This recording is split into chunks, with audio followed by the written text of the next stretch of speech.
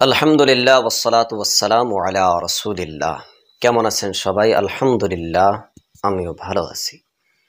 আল্লাহ রব্বুল আলামিনের অতি মেহেরবানিতে শাবান মাস আমাদের কপালে জুটেছে। আল্লাহ তাআলা আমাদের কপালে শাবান মাস নসিব করে দিয়েছে। যেই মাসের বিষয়ে আল্লাহর নবী বলেছেন যে আল্লাহ তাআলা শাবান মাসে অসংখ্য গুনাহগার বান্দাদেরকে মাফ করে দেয়। রব্বুল আলামিন যাতে ওই অসংখ্য গুনাহগার বান্দাদের ভিতরে আমাকেও আপনাদেরকেও শামিল করে নেয়, আল্লাহ তাআলার কাছে এটাই দরখাস্ত। যাই না হোক, আমি আজকে আপনাদের সামনে এসেছি দুইটা জিনিসের দরখাস্ত করার জন্য। আর আশা করি অবশ্যই আপনারা এই দুইটি কাজ করবেন।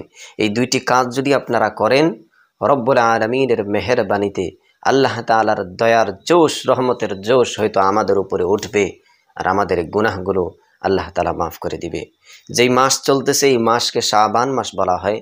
আর শাবান মাসে আমি আপনাদেরকে পরামর্শ দিব, যতদিন পর্যন্ত রমজান মাস শুরু হয়ে না যায়, আপনারা মোবাইল ফোনে হোক, প্লে স্টোরে যান, গুগলে যান, বা বাজারে ঘাটে গিয়ে নবীজির সিরাতের কিতাব, নবীজির জীবনী, বিশ্বনবী সাল্লাল্লাহু আলাইহি ওয়াসাল্লামের জীবনী বা সিরাতে মুস্তাফা, সিরাতে খাতামুন নবিয়্যিন, এরকম নবীজির জীবনের কিতাব আপনি কিনে আনুন অথবা মোবাইলে ডাউনলোড করে প্রত্যেক দিন কিছু না কিছু এই শাবান মাস নবীজির জীবনী পড়ার চেষ্টা করুন। যখন এই শাবান মাস ভর আপনি নবীজির জীবনী পড়বেন, এরপরে যখন রমজান মাস শুরু হয়ে যাবে, অল্প কষ্ট করে রোজা রাখার ক্ষমতা যদি আল্লাহ তাআলা দেয়, রোজা তো রাখবেনই। এরপরে প্রত্যেক দিন রমজান মাসে আপনি একটি কাজ করবেন, মোবাইলে প্লে স্টোরে বা গুগল থেকে কোরআনের তফসির বা তরজমা আপনি বাংলা ভাষায় ডাউনলোড করে নেবেন, বা ইংলিশে চাইলে ইংলিশেও ডাউনলোড করে নেবেন, হিন্দি ভাষায় চাইলে হিন্দি ভাষায় ডাউনলোড করে নেবেন।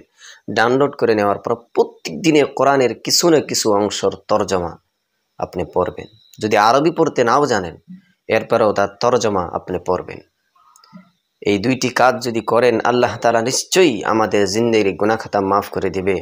আর হয়তো যে নামাজের নেশা আমাদের নাই, আল্লাহর ইবাদতের নেশা যে আমাদের নাই, আল্লাহ তাআলা হয়তো আমাদের কপালে হেদায়েত দান করে দেবে।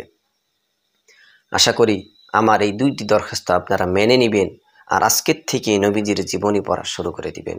আল্লাহ তাআলা যাতে আমাদেরকে তৌফিক দান করেন।